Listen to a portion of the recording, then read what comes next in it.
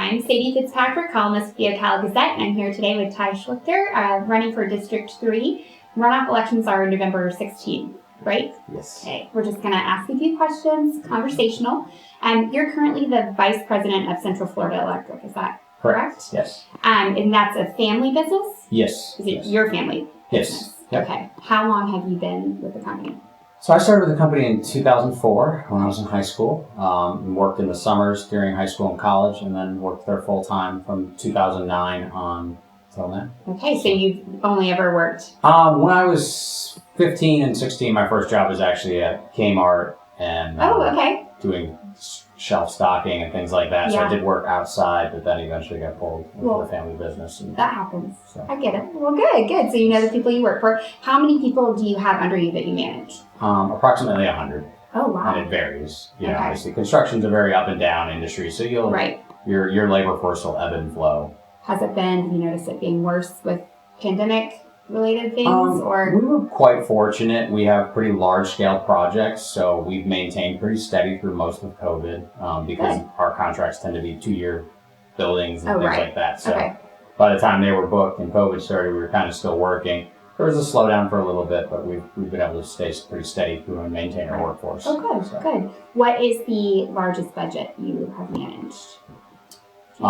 Per single project, or? I guess, for so our largest single project budget has been just under $10 million. Oh, wow. Just for a single one? Yes. So day to day, what do you think you manage as far as? Again, they'll come in and out, and our projects are pretty long, time. So, 20 to 30 million would be actively rolling at, a time. Got it. So. What in your professional career, any obstacles you've overcome or dealt with, how would that affect your time on city council if you're elected? Well, with our industry, there's daily challenges and obstacles, and it always seems like there's a fire. Owners are very demanding. They want their buildings built now and right away, so everything is a bit of a fire drill at times. As much as you prepare for things, you're sometimes reacting, but we really do spend a lot of energy and effort into perfecting our operations and trying to be preparing ahead of time, so we're not always reacting. And I think I would bring that proactive approach to City Hall, that we would want to have a plan, not just react. We want to be proactive. Right. Sounds like communication is also super key. So you're a busy family man with 4 girls and a busy career. Why City Council? Well, partially because of that. My business is here in this town. My 4 girls are growing up in this town. Go to schools here. They're in our sports. I want to give back to the community that's given me so much. And I want to protect Ocala, keep it safe, keep it the vibrant community that we all know and love. I mean, I truly love Ocala, love being here. My wife is very happy here. It's a great place to raise a family. And I feel I almost have a duty to give back to try and continue that and make it better and see what I can do and bring to the table. So. Right. Well, what is your favorite thing about Ocala? Whether it be a new development that's come to Ocala, something that's, new and different, or? I think one thing that's great about Ocala is the community feel. How we do the Light Up Ocala on the square and some of the events that bring the community together, and I'd like to see more of that. I don't want to see a divide in Ocala like we've seen nationally. I think we have a great community, but we have our own problems that we can work on. But I think that's what makes Ocala unique, is just the southern hospitality, for lack of a better phrase, that I think is very genuine here in Ocala. Right. No, I agree. I like that. Serving on city council demonstrates a commitment to your community and being of service to others. What philanthropic organizations are you involved in? So our company's done work with Habitat for Humanity. We're active in fundraising for some of the local sports and my daughter's schools and stuff. But this is one that, I think we can have a broad-ranging effect, which is why I chose to run. Cool. Been very busy over the past few years with work and with the children. So now, as my wife and I are starting to get a handle on it a little bit, we're trying to figure out how we get more involved and give back. No, I totally get that. So time is focused on the family and then go. What are some things you think Ocala can work on? I think it's not necessarily a unique problem to Ocala, but is the transparency in our government with the common people. Why are we doing the things we're doing? I don't want it to feel like decisions are being made behind closed doors. I want people to understand why we're doing things, what our rationale is, and have an open dialogue with the public. So I think communication is something that we can work on. What role do you think, obviously I'm biased, but what role do you think that news has in making sure that the citizens know what's happening in our local government? Obviously, you guys are a great outlet to reach out to the public. I think it's a very tricky thing being in news, like presenting a fair and balanced viewpoint. And I think that's the biggest thing, is just get it out there, get the facts out there. We don't want to color things. We want to let people make their own decisions. But I think it's great that we have a conduit to get the information out to the people. But I would encourage the people to attend City Hall meetings once in a while, or read the notes, or, try and educate yourself. It's an incredibly important job with an $800+ million budget that affects us all, and we really should be more engaged as citizens. Yes, not just kind of reading about it, or go and express your feelings if you want to. Yeah. If elected, what do you want to tackle first? What do you think needs to be priority number one? Priority number one is fixing some of the issues that we're addressing right now. Some of the problems, obviously, we got to stop the water from coming into the ship. So our police and fire, we need to correct their budgets and make sure they're happy and content, so we don't have employee loss there that we're seeing with OEU. We need to figure out what's going on there. We need to protect our first responders and our frontline people, which I would consider power company as well. Yeah. Make sure they're there and they're happy. And I want to correct morale at City Hall. From what I understand, there's some broken down morale, and I want them to understand how important they are to our city, and we need to work on that probably first and foremost. In regards to employee retention at our city and police and fire departments, do you see raising taxes as a way to then increase compensation for them, or training? I don't think you'll have to raise taxes. We have an incredible budget. We have a lot of streams of revenue. I do think we have to look at things. I'm sure there's some wasteful spending, as there are in any government entity and even private industry. You can always look to find that money. I think we need to prioritize where we're at, and I think they need to be brought up to the top and made sure they're made a priority, and then we'll work our way down the budget. How do you intend to increase morale amongst city employees? I think the biggest thing is make sure they understand that their voices are being heard. I work with 100 employees, like I said, approximately on a daily basis. We have open dialogue. They feel that they can walk into my office any day and tell me a problem. I think some of it is a breakdown of communication and just being delegated to and feeling that they don't have a voice. Not everything is necessarily always a financial concern. Right. Sometimes people want to feel valued in their role, and they should be. A lot of these roles are fundamental to making the city operate. And I think we've done a poor job of making them feel that way and having that open dialogue. And some of it is financial. Obviously, wages have increased very rapidly with inflation rate lately. So that needs to be addressed as well. But I think a lot of it can be handled with simple dialogue. Good. Okay, nitty-gritty stuff, kind of. During the initial election race, your arrest record was brought up. You were charged with misdemeanor battery in order to take an anger management course. Can you explain what happened and how you've moved forward? So it was in 2009. I was 23 years old. I was out with the guys. I got tossed out of a bar.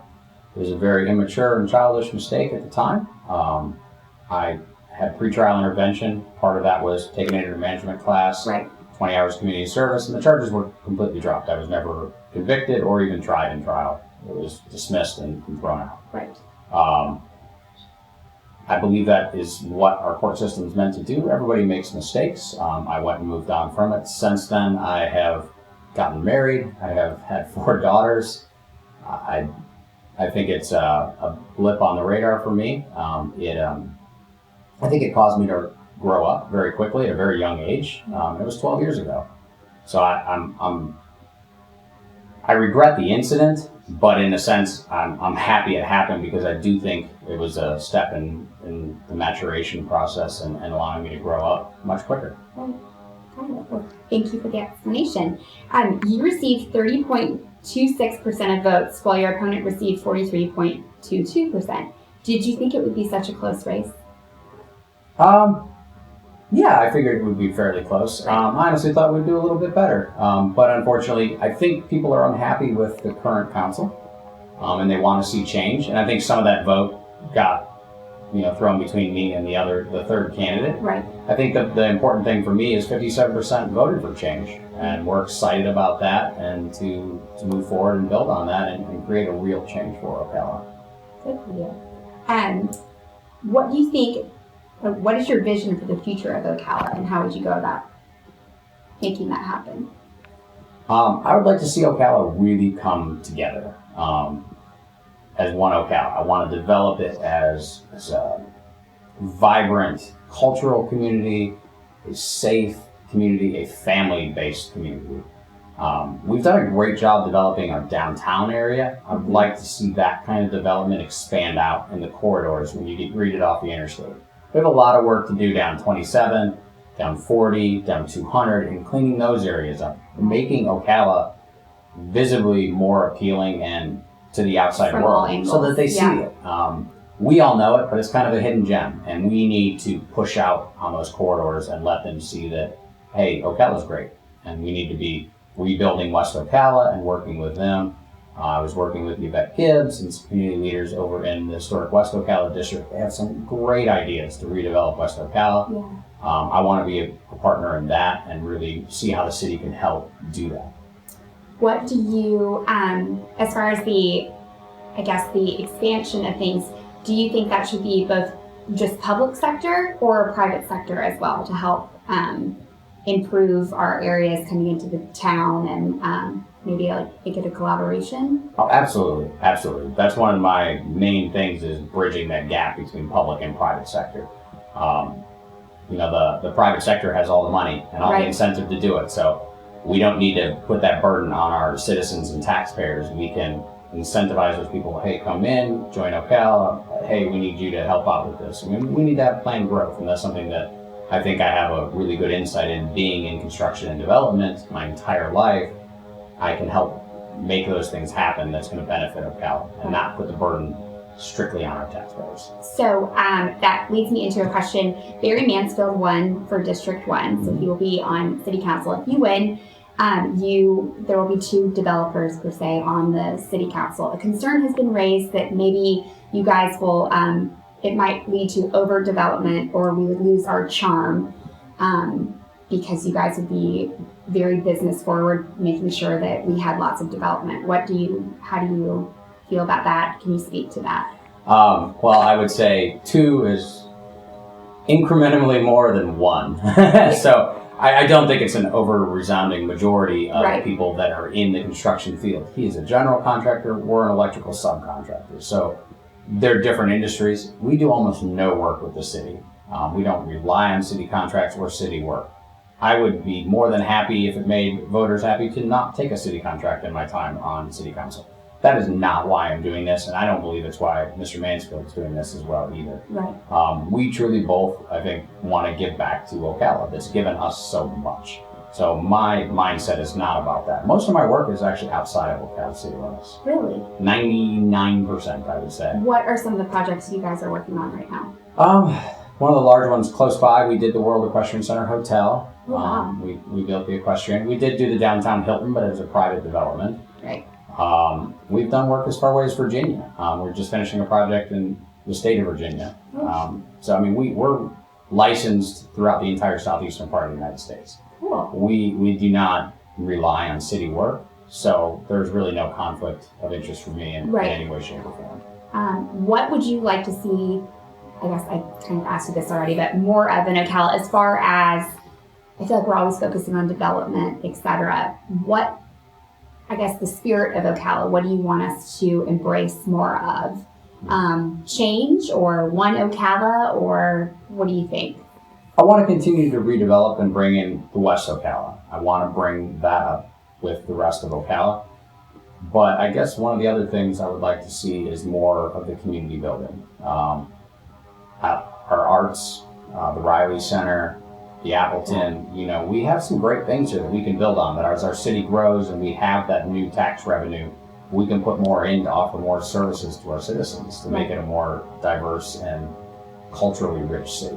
So as far as West Ocala goes, there was a petition, I think got overshadowed by the gender issue last year, but about getting rid of the term West Ocala and just having it be Ocala so there's no divide. What would you say to that? I would say that's a individual conversation. I've been told by different people of all walks of life, some refer to it as West Ocala, some refer to it as One Ocala. I think we all mean the same thing. Building Ocala, however you want to name it, north, south, east, west, into one inclusive, better Ocala. And that's every citizen of every race, every color, every creed. Right. We want to build Ocala better. And how you term it, I don't think is necessarily important. We all know the area. We can give an address if we need to. Right. I just want to make Ocala better and see Ocala thrive. Yeah, it goes back to the spirit, I guess. Yeah. Ocala. Well, good. Well, what else would you like to tell your voters? I would just like to say that I think it's really time for change. We have had some people on council for a very long time. I feel that I bring some fresh ideas to council and a new perspective. Someone raising a family in today's Ocala that I think resonates with some of the new issues that are coming up. And I would love an opportunity on November 16th to have your vote and push forward. Do you think your age helped or hurt you as far as running? I think it can be a double-edged sword. Okay.